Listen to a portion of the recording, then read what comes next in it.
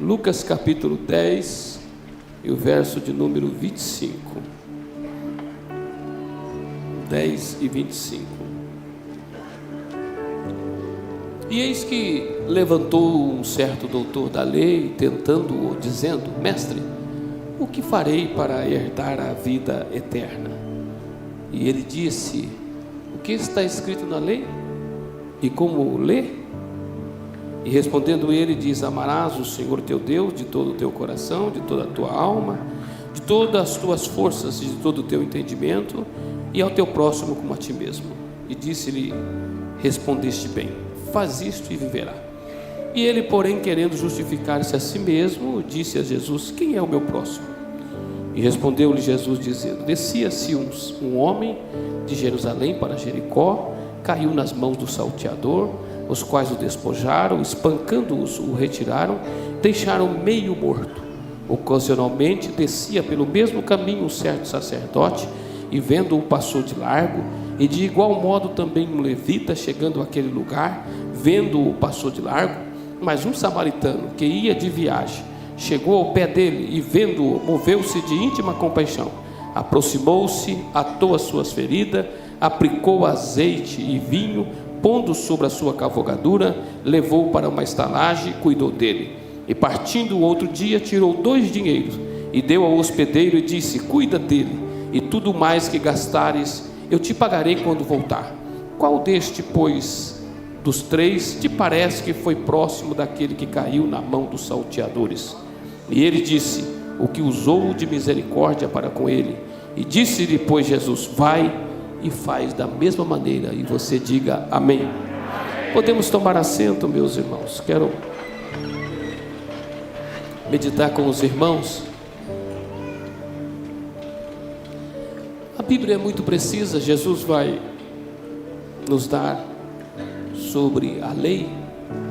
Quando a gente vai tratar da lei, a lei é muito profunda. Toda a base da nossa sociedade está vinculada à lei de Moisés.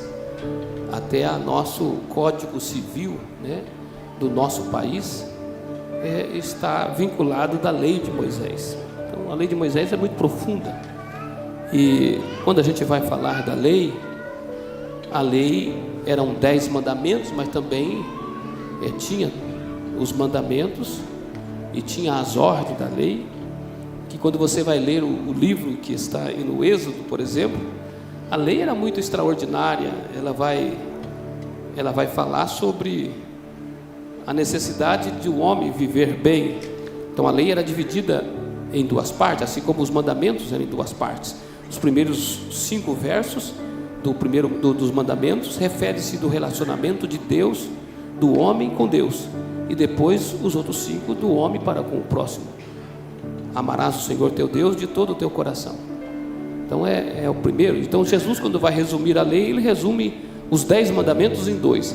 Ama o Senhor teu Deus de todo o teu coração e ama o teu próximo como a ti mesmo. Já está resolvido, porque daí não precisa de todos os demais artigos da lei, porque os artigos da lei dizia que se um homem furtasse, por exemplo, um boi e ele degolasse o boi e vendesse, está lá no livro do Êxodo capítulo 22, e o ladrão fosse achado, e então for ferido e morrer, o que feriu será culpado do sangue. Ele vai dizendo: e se houver um sol saído sobre ele, será culpado do sangue. O ladrão fará restituição total e pagará o que foi vendido pelo seu furto. Então toda a lei de Moisés vai dar uma convivência de como viver com o vizinho, por exemplo, até de fazer casa. Você não poderia fazer uma casa com a janela virada para o vizinho, entendeu? Quando você fizesse uma casa de 2 andares, você tinha que fazer um parapeito. A lei de Moisés ia dar todas as restrições de como você viver bem com o próximo. Se você roubasse, ou alguém roubasse um boi, ele tinha que restituir 5 vezes 5 boi. Era a lei de Moisés, não podia devolver só o boi. Então a lei era muito profunda, ao tanto que você precisava interpretar a lei para você saber. Por exemplo, se o proprietário tivesse uma plantação de árvores frutíferas, entendeu? A fruta que estava no pé era de quem plantou. E se alguém fosse lá e tomasse da fruta, ele era roubo. Ele tomou a fruta de alguém que plantou. Se a pessoa tivesse com fome e arrancasse a fruta da árvore, ele estava roubando. Se a fruta caísse no chão, ele poderia comer. Se o dono ajuntasse a fruta da árvore e a que caiu no chão, o dono também estava roubando. Porque o que caía é para os pobres e necessitados. Se a fruta caiu sozinha, foi Deus que derrubou. E se Deus derrubou, é porque não caiu uma folha da árvore sem que haja permissão de Deus. Então o pobre e o necessitado poderia comer, mesmo que fosse no território do outro, do fruto que tivesse no chão. Jesus vai mostrar sobre a lei quando Jesus entra no meio de uma plantação e os discípulos estão com fome. Ele está numa plantação de milho e os discípulos vão quebrando a espiga e vão limpando e vão comendo.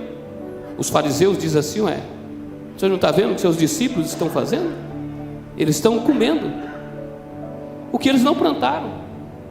E então Jesus vai citar a lei e dizer: não viste na lei de Moisés que você poderia entrar comer se estivesse com fome? O que você não poderia era sair com um saco carregado de milho. Interessante. Isso conhecia-se a lei. O que eu quero deixar ao seu coração era que a lei, havia essas determinações da lei. Então a lei era para que fosse obedecida. A lei de Moisés era tão precisa que você não podia semear 2 tipos de semente no mesmo buraco. Você não poderia colocar 2 tipos de animal a arar a mesma terra. Você não podia colocar o jumento a arar com o boi, porque o jumento tem uma passada e o boi tem outra. E quando você quer fazer alguma coisa, tem que haver acordo. Então tem que fazer 2 boi ou 2 jumentos. Então não coloque um jumento junto com o boi, que não vai dar certo. É muito interessante. A lei de Moisés era muito precisa. Você não poderia vestir um vestido de linho e colocar uma blusa de lã junto com o linho. Você não podia. Quando fosse plantar uma semente, você tinha que fazer uma eira de terra e separar para cá o trigo e para cá o feijão. Tinha que haver uma eira de separação. Essa era a lei de Moisés. Era a lei que regia a terra e rege a terra até hoje. Então quando a gente para observar sobre esses pontos da lei, Jesus aqui nesse verso, Jesus resume todos esses mandamentos em 2: ama o Senhor teu Deus de todo o teu coração e o teu próximo como a ti mesmo. Está resumido a lei. Se fazer isso, Jesus está falando, está resumido a lei. Então Deus vai nos trazer, eu marquei um verso para ler com você, que Jesus vai tratar sobre esses 2 mandamentos da lei. Então existia essas leis. Existia a lei para fora da tenda, da igreja, e as leis para dentro da tenda, entendeu? Então existia a lei de Deus para dentro, para como você viver dentro da igreja e como você viver fora da igreja. Então você teria que observar as 2 leis. Dentro você deveria amar a Deus sobre todas as coisas, e fora você deveria amar o teu irmão como a ti mesmo. Então existia essas leis. Por isso que era preciso, para você entrar na presença de Deus, no santuário e na tenda de Moisés, era feito um caminho reto por 3 altares: o altar do holocausto, que ficava do lado de fora, o altar do incenso, que era o lugar de adoração, e a arca da aliança, onde jogava o sacrifício do sangue. Aí era uma linha reta, porque a vida é feita de fases. Sua vida espiritual também é feita de fases. Você deve guardar a lei, mas deve se comportar para servir a Deus. Então você precisa entender essas coisas, guardar isso, que existe esses altares. A vida é feita de altares e de sacrifícios. Você pode ler a Bíblia, que você vai encontrar Abraão fazendo altar, você vai encontrar Isaac fazendo altar, você vai encontrar Jacó fazendo altar, você vai encontrar Elias fazendo altar. Você vai ver que para restituir a chuva sobre Israel, depois de 3 anos e meio, Elias vai edificar o altar. O altar é a base da nossa vida, onde nós fazemos limites e fazemos fases para a nossa vida. Assim como a nossa vida é feita de fases, a vida terrena é feita de fases, a vida espiritual também é feita de fases. Sua vida muda de 7 em 7 dias. Sua vida muda de 7 em 7 anos. De 7 em 7 dias você vai ter que mudar, porque uma semana terminou, vai começar outra. Se não deu certo, Deus diz: vamos começar de novo. Se não, se fosse para ser seguido uma vida só, você poderia ser segunda, terça, quarta, quinta, sexta, sábado, domingo e continuaria. Mas não é, segunda, terça, quarta, quinta, sexta, sábado, terminou.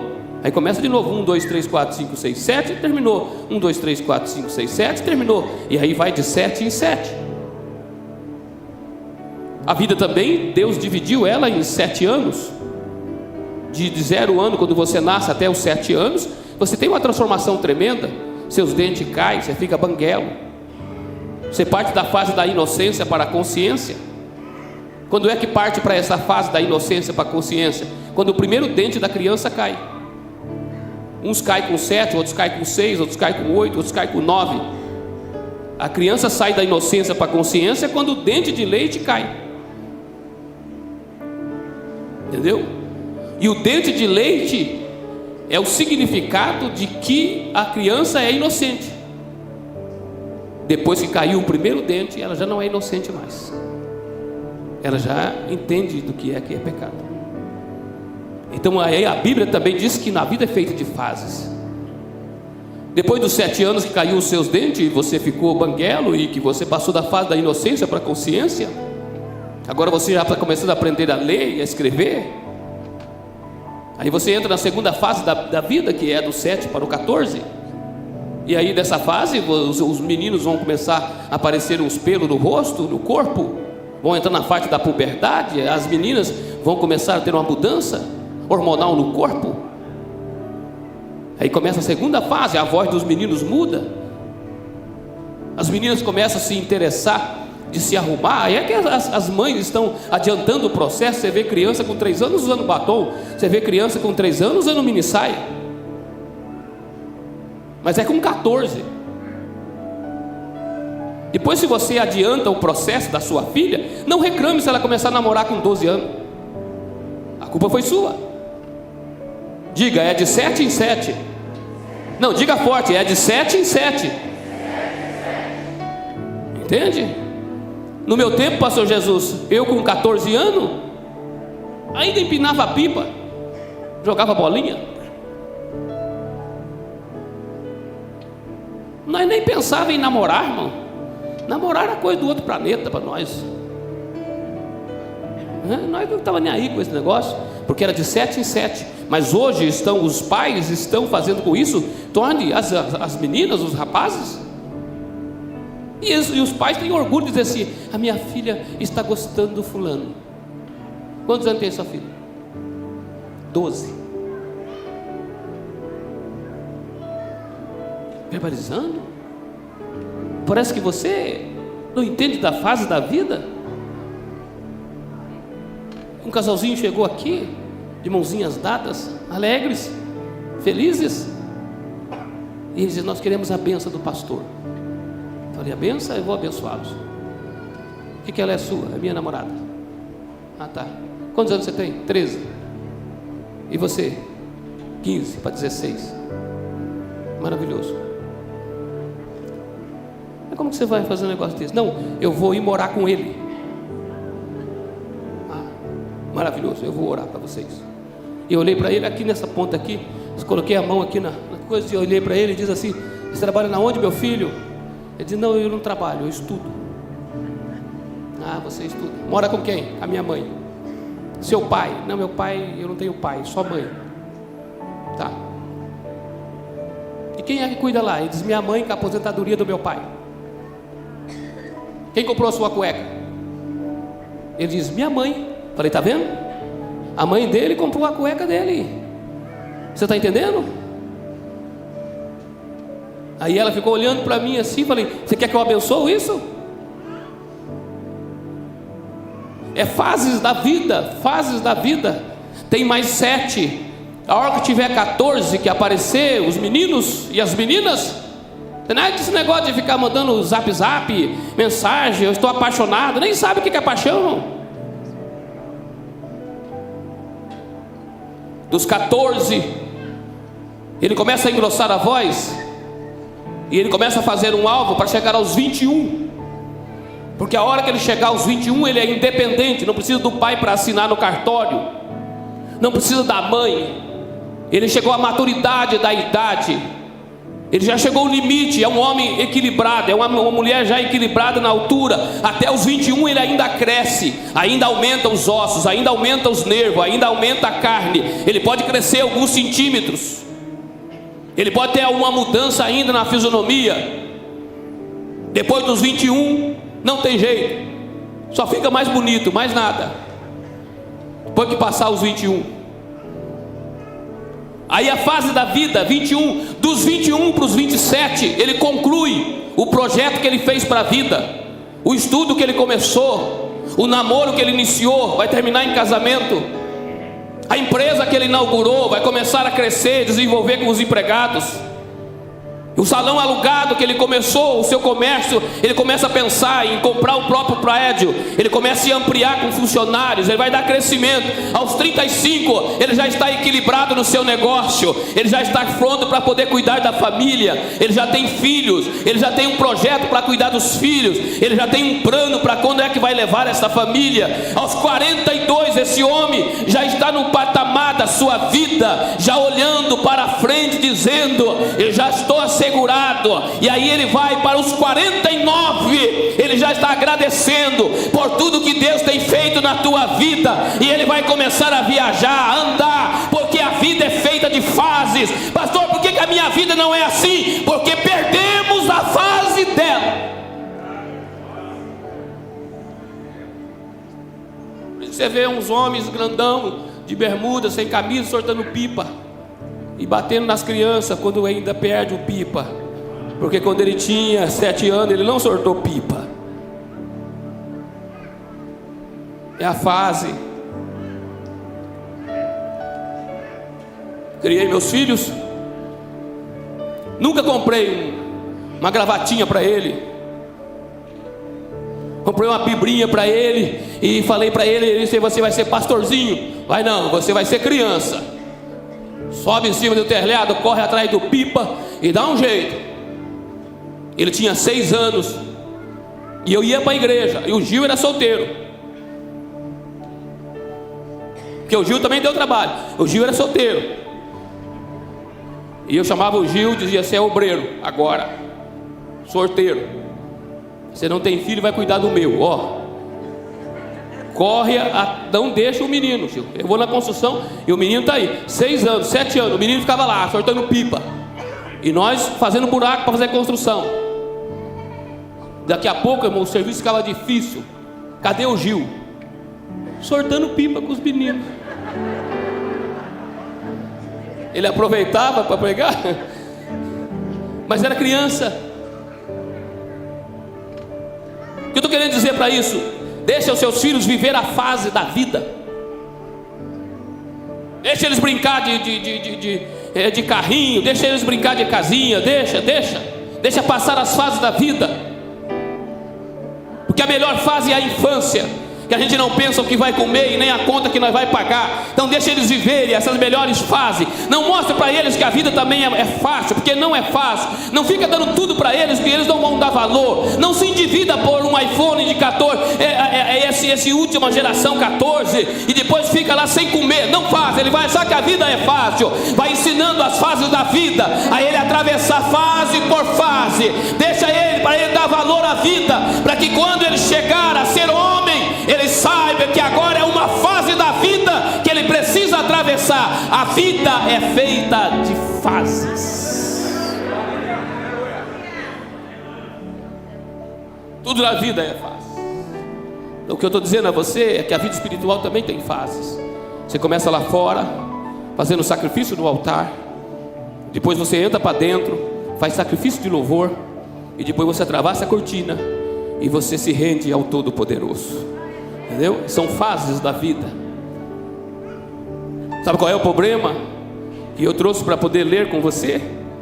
É que as pessoas, eles não enxergam que existe a lei: amarás o Senhor teu Deus para o templo, e amarás o teu próximo lá fora.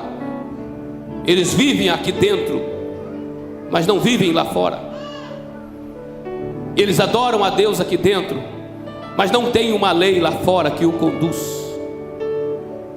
A vida é frustrada aqui dentro, porque não cumpre a outra parte da lei lá fora.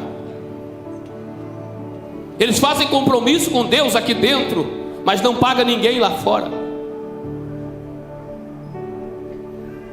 A lei é essa: amarás o Senhor teu Deus de todo o teu coração, mas amarás o teu próximo como a ti mesmo. Essa é a lei. Quantas pessoas estão vivendo assim? Quantas pessoas estão vivendo duas fases da vida? Eles vivem dentro da igreja uma vida, e lá fora outra vida.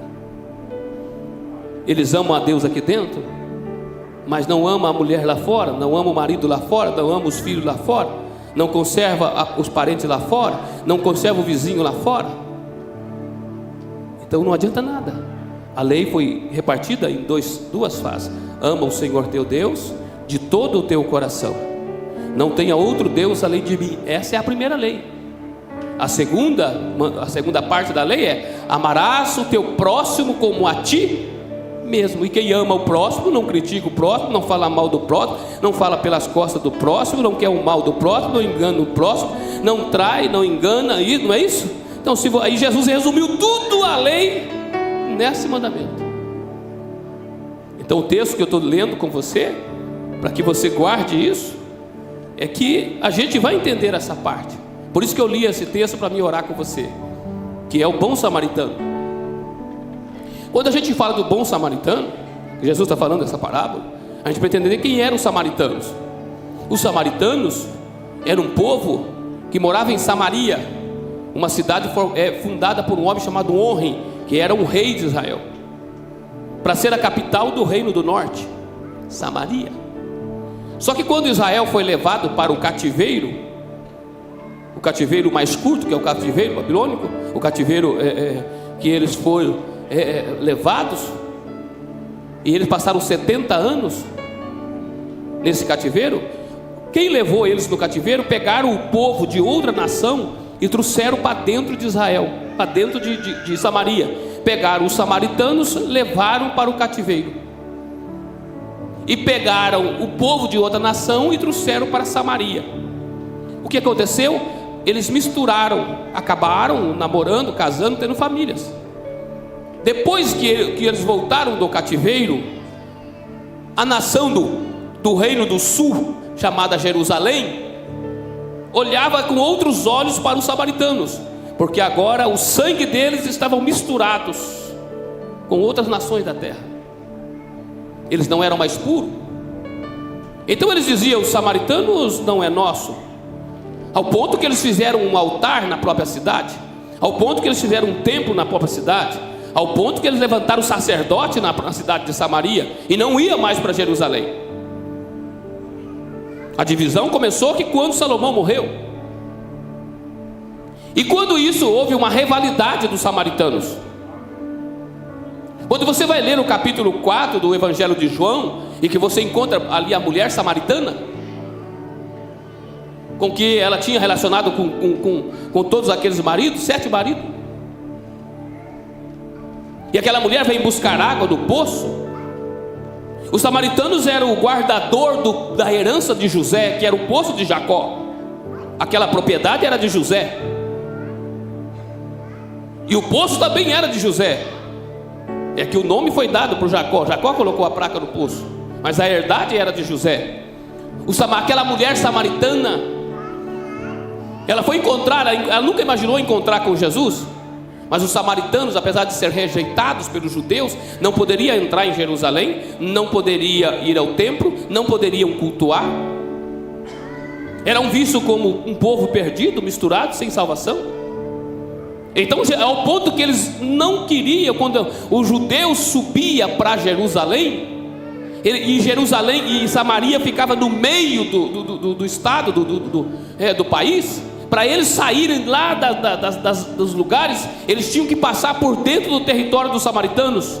Mas eles evitavam passar por dentro, eles iam pelo deserto, passavam uma prova tremenda, tinha falta de água, eles preferiam um lugar mais longo, só para não precisar conversar com o samaritano. Foi por isso que os discípulos assustaram, quando eles disseram, Jesus diz assim: necessário é passar por Samaria. Mas todo mundo não quer ir por Samaria. Ele disse: é necessário eu passar em Samaria. Quando ele vai passar em Samaria, ele para na entrada de uma cidade chamada Sicar, junto à herdade de Jacó, que tinha dado ao seu filho José, aonde tinha um poço. E ao meio-dia subiu uma mulher chamada mulher samaritana, como a gente conhece, e ela veio buscar água. Aquela mulher era uma evangelista, e aquela mulher chega a Jesus. E quando aquela mulher chega a Jesus, o que é que Jesus diz a ela? Me dar água. E começa um diálogo, e ela começa a dialogar com Jesus. Então Jesus diz assim: se você me pedir, eu te dou água. E ela diz assim: aonde é que o senhor vai tirar água? O senhor não tem corda? Ele diz: se eu te der da minha água, você nunca mais volta no poço. Ele diz assim: como é que o senhor vai tirar água se o senhor não tem poço, e esse poço foi dado pelo nosso pai Jacó? E aí começa um diálogo, e aquela mulher começa a dizer ao Senhor: os meus pais dizem que nós devemos adorar em Samaria, e os sacerdotes dizem que é em Jerusalém. Ela começa um diálogo e ela diz assim: e quando eu era mais nova, eu fui para Jerusalém, eles não me deixaram adorar lá, e nem entrar no templo, porque eu era samaritana. Então eu vim para Samaria. Mas aí eu também acho que está errado, se o templo está em Jerusalém. Então eu não adorei nem em Samaria e nem em Jerusalém. E Jesus disse: mas dias se virão, e já é chegado, que o verdadeiro adorador vai adorar ao Pai em espírito e em verdade. Não importa se é judeu ou se é samaritano. É isso que Jesus está dizendo para ela. E então Jesus diz: chama o teu marido e vem cá. Ela diz: eu não tenho marido. E ele diz: disseste bem, porque 7 você tem, e agora o que está com ele não é seu.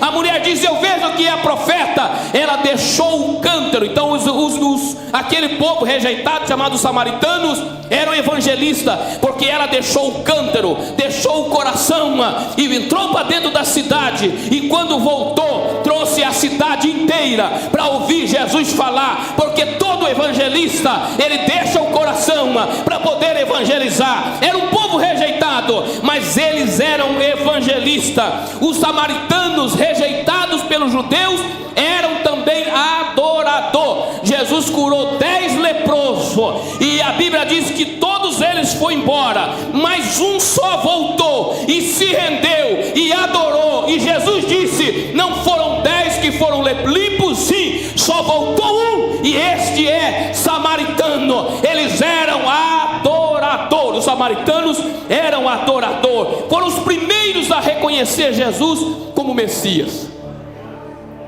Entende o que eu estou querendo dizer a você? E aí Jesus vai usar essa parábola para dizer assim: se você for judeu e não guardar a lei para com Deus e a lei para com os homens, não adianta nada. E aí Jesus vai. Eu fiz esse pano de fundo para contar a história para você, que é onde eu li, que eu vou ler o verso aqui para você. Então, que Jesus vai contar a parábola do bom samaritano. Aí o evangelista Lucas, no capítulo 10 e o verso 25, coloca lá no telão para a gente ler, e eu vou encerrar. Ele vai dizer assim que descia um homem, coloca lá o verso, e descia um homem,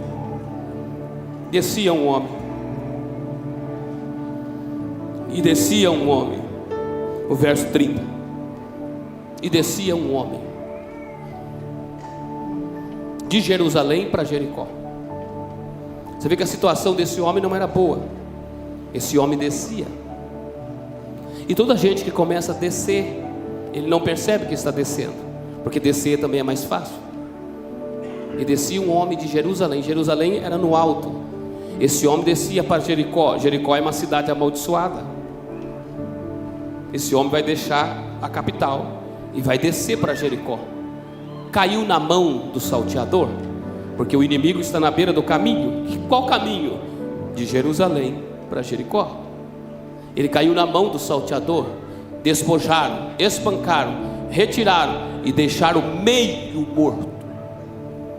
Tem muita gente que saiu daqui de Jerusalém com destino a Jericó. Mas qual era a intenção dele? Era ir e voltar. Mas no caminho ele encontrou o assaltante, e o assaltante o espancou e o deixou meio morto. Agora ele lembra da igreja, agora ele canta os hinos, mas não consegue mais levantar. Ele foi lançado à beira do caminho, ele está meio morto, porque ele tem consciência de onde ele está, ele tem consciência do que aconteceu, ele só não tem condição de se levantar. Aí a Bíblia vai continuar dizendo que esse homem que descia, ele estava descendo, ele não estava subindo. A situação dele não é boa, porque a situação dele está descendo. E nós como crentes precisamos olhar se nós estamos subindo ou se estamos descendo. Se a gente ontem cantava e hoje a gente não canta, a gente está descendo. Se a gente ontem vinha ao culto de ensino e hoje a gente só vem no domingo, a gente está descendo. Se a gente dizimava ontem e hoje nós não dizimos, a gente está descendo. Se a gente ofertava ontem e hoje a gente não oferta, a gente está descendo. Se a gente cantava no coral ontem, a gente hoje não canta no coral, não toca, não faz nada, só senta no... Nós estamos descendo. Pastor, mas eu não percebo, eu sou o mesmo crente. Você não percebe, mas você está descendo, porque descer é fácil. Você está descendo. Aqueles que tinham na escala, e eles eram obreiro da escala, e eles disseram assim, hoje eu não quero mais a escala, eles estão descendo. Eles estavam em Jerusalém e eles estão descendo. Aqueles que vinham adorar o nome do Senhor e tomavam ceia frequentemente, nunca perdiam uma ceia, e agora ele toma uma ceia assim, a outra não, e quando der ele toma, ele não percebe, mas ele está descendo. Aqueles que não frequentam os trabalhos, aqueles que não têm compromisso com Deus, aqueles que não amam a Deus de todo o coração, ele está descendo, ele não percebe, mas ele está descendo. Aqueles que na hora da oferta saem do templo, aqueles que na hora da pregação viram as costas, ele não percebe, mas ele está descendo. Aqueles que saem da igreja com as crianças no colo e ficam fazendo bilu, bilu, bilu na hora do culto, ele não percebe, mas ele está descendo. E uma hora dessa ele vai encontrar o salteador na beira do caminho, e ele vai ficar meio morto.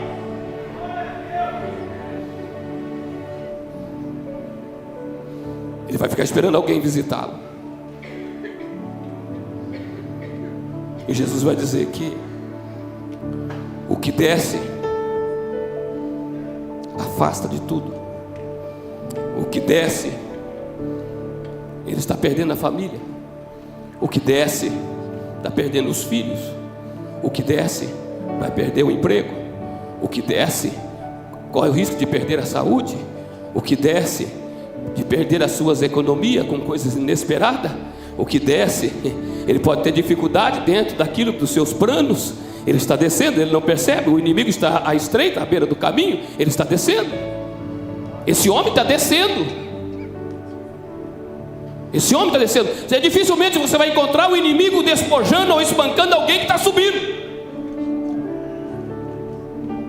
Poderia ser mais fácil o inimigo pegar alguém que está subindo, porque esse camarada está cansado, esse camarada está medindo as forças, esse camarada está controlando o pastor Jesus os passos, o coração dele está agitado, sua pressão está mais alta, ele está subindo com alguma carga, mas dificilmente o inimigo para alguém que está subindo.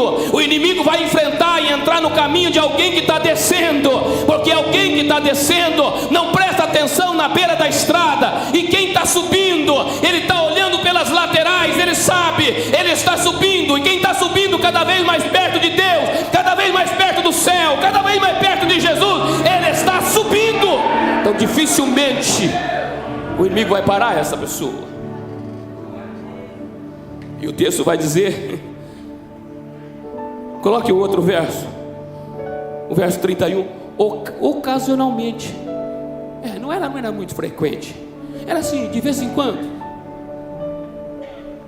De vez em quando, não era direto, assim, raramente o sacerdote dava uma escapadinha. E eu vou dizer uma coisa a vocês, assim, é um segredo, entendeu?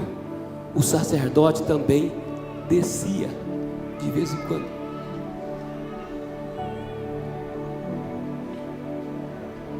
Paulinho, o sacerdote também fazia uma fezinha. De vez em quando o sacerdote também bebia uns golinhos. De vez em quando o sacerdote dava umas descidinhas. E nessa descida, ele encontrou um membro dele caído na beira do caminho. O sacerdote descia, diga, o sacerdote descia. Tem muito sacerdote descendo. Tem muitos obreiros descendo também. Pastor, mas por que depois eles não visitam? Porque eles também estão. Pastor, por que não socorre? Porque eles estão também descendo. A Bíblia tudo é extraordinário. Ocasionalmente. É assim. Descia pelo mesmo caminho.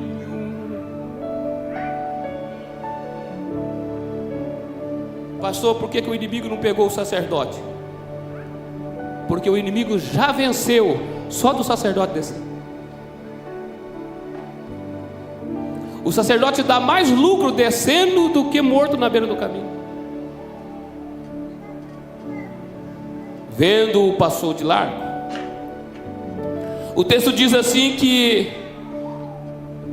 vai dizendo que de igual modo também veio o levita. O levita é quem cuidava da casa do Senhor, tanto do louvor como também da organização. Ele também passou de largo, porque o levita também estava descendo. O verso 33 diz assim que mas um samaritano que ia de viagem, a Bíblia diz assim que ele ia de viagem, moveu-se de íntima compaixão. Só que tem uma coisa, o samaritano estava subindo. O samaritano estava indo para Jerusalém. O samaritano estava subindo para Jerusalém. E aí ele viu, parou, vendo, moveu de íntima compaixão. O que eu quero deixar ao teu coração é: por que os que estavam descendo não parou? Porque quem vai descer precisava parar. O cidadão que estava caído precisava de azeite. O cidadão que caiu precisava de vinho, que era a alegria. O que caiu precisava de dinheiro, porque precisava pagar as feridas, os remédios. Quem parou precisava ter crédito. Quem parou precisava ter cavalgadura, precisava ter cavalo, condição de levar. Quem parou precisava ter cuidado, zelo, força para pôr em cima do cavalo. E quem está descendo não tem isso. O sacerdote usava vinho, usava leite no santuário, mas fora do santuário o sacerdote não tinha leite, não tinha azeite e nem vinho, e também não tinha dinheiro e nem crédito. Porque está cheio de sacerdote assim, que só tem azeite e unção no santuário. A hora que o culto acaba, ele não tem mais azeite, ele não tem mais unção. E se procurar o nome dele, ele também não tem crédito, ele também não tem nome. E se procurar também condição, ele não tem condição, ele também não tem dinheiro, porque ele está descendo na mesma situação. Só pode parar se você tiver azeite, se você tiver unção, se você tiver alegria, se você tiver crédito, se você tiver dinheiro, se tiver transporte. Aí você para, porque você vai ter condição de socorrer.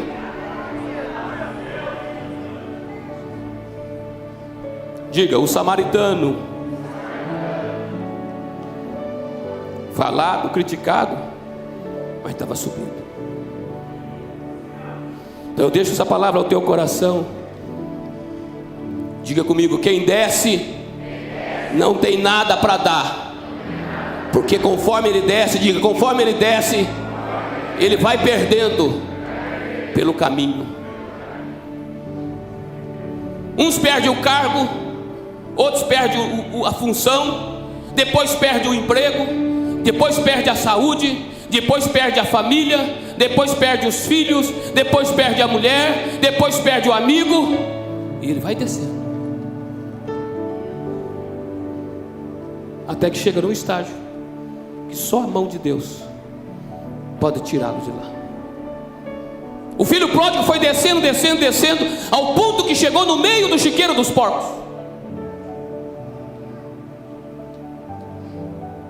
O samaritano ia subindo. Quanta gente descendo e não percebe. Eles estavam ouvindo o hino, agora já estão ouvindo música. Eles estavam assistindo o culto, agora eles já são ligados a um vídeo indecente. Eles estão descendo. Eles dizimavam, mas agora eles estão endividados. Eles estão descendo.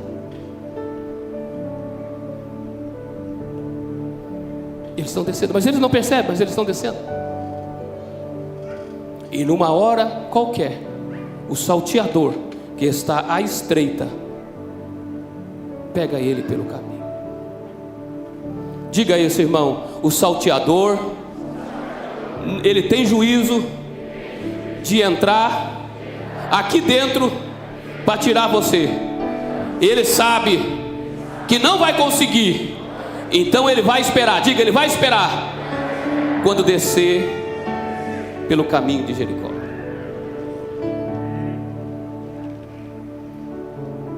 Entende? Aí você sabe o que acontece? Eu encerro aqui que a hora já passou. Você vai encontrar muita gente dizendo assim: não tem amor. Cadê o amor da igreja? Cadê o amor dos irmãos?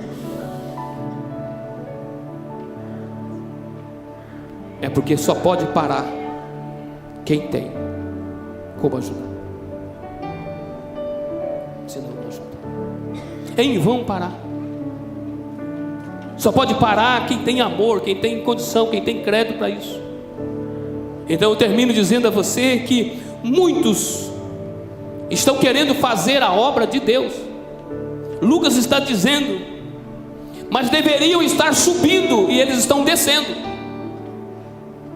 Tem muita gente brigando por cargo, por posição, porque querem cantar, eles querem participar dos grupos da igreja, eles querem estar na liderança, eles querem estar no auge, na ativa. Mas quando você olha para eles, eles estão descendo. Se olha para a vida deles, eles não estão subindo, eles estão descendo cada vez mais.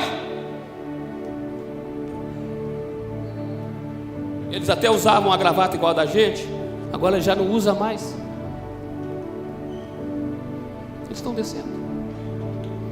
Eles até tinham uma função, eles estão descendo, eles não estão percebendo. O sacerdote dessa história, que eu quero encerrar, que eu poderia continuar nesse sacerdote, o camarada ficou tão assim que ele descia e subia. O sacerdote estava tão ocasionalmente descendo e subindo. Como que eu sei que ele descia e subia? Porque ele não tinha nada. Ele só tinha dentro da igreja o cargo dele, a função, o microfone para ele falar. Mas lá fora ele não tinha nada. De tanto ele descer e subir, ele não tinha nada. Não tinha azeite, não tinha alegria para dar, não tinha crédito, estava endividado. Só na igreja que ele tinha. Lá na igreja. Aí os filhos dele diziam assim: ah, esse sacerdote aí está meio fora da casinha. Por que o senhor não fica na igreja, pai?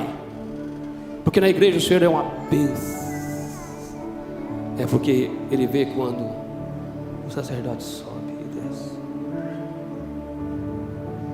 E eu termino dizendo a você, tem um verso aqui e eu acabo. O samaritano estava subindo de cavalo.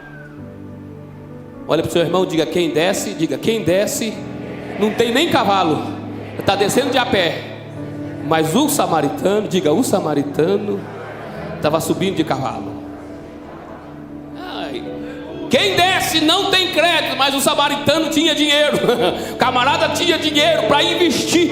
Quem desce já está deixando os dinheiro pelo caminho, mas quem sobe já está com dinheiro para levar para o templo, para adorar ao nome do Eterno. Ele ainda tem dinheiro para ofertar, ele ainda tem dinheiro para dizimar, ele ainda tem dinheiro para comprar uma camiseta de uniforme, ele ainda tem dinheiro para comprar uma Bíblia, porque ele vai subindo na cavalgadura. E se ainda tem dinheiro para socorrer quem está caído, ele ainda dá caixa de leite, ele ainda dá cesta básica, ele ainda dá oferta, ele ainda paga a luz, porque quem está subindo abençoado pela mão do Eterno. Então eu termino dizendo: quanta gente assim não percebe. Talvez eu conclua aqui para me orar com você. Como machuca, irmão. Você vê pessoas que estão caídas e elas estão chorando, dizendo: eu quero cantar, eu quero voltar, mas eu não tenho força. Me ajuda, pastor, me ajuda. Ele foi enganado.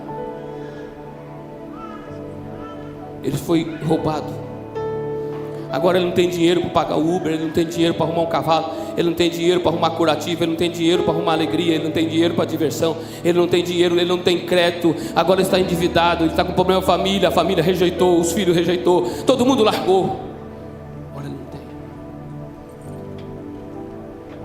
Mas a intenção dele era só dar uma descidinha. E muitos nessa descidinha nunca mais voltou. Fica de pé que eu quero orar com você.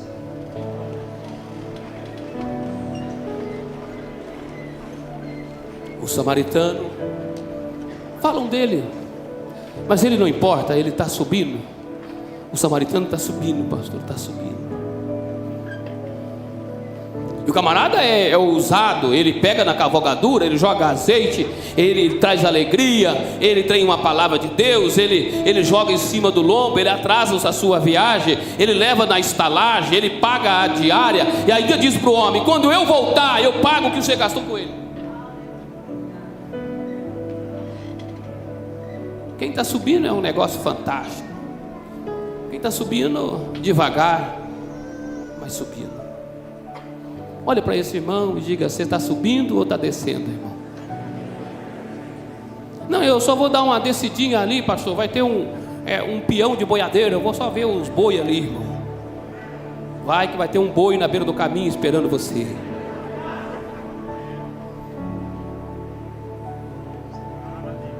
Crente é um negócio fantástico. É perigoso, irmão. Se você estiver lá no meio do peão de boiadeiro assistindo lá a corrida do boi, se o boi escapar, é você que ele pega. Pode ter 100 mil lá. Acabou. É um negócio fantástico esse negócio de crente, Celso. É um negócio fantástico. É uma descidinha e já foi, irmão. Olha para esse irmão e diga: então vigia, irmão, não desce. Diga para ele: empaca, mas não desce. Porque se descer, segure a mão desse irmão para você orar para ele. Segure. Segure. Se qualquer que seja a sua vida, irmão, aqui é melhor do que qualquer outro lugar. Por mais que você esteja fraco, mas aqui dentro o inimigo não entra nem com a sua fraqueza para tirar você daqui. Porque diga ao fraco que eu sou forte.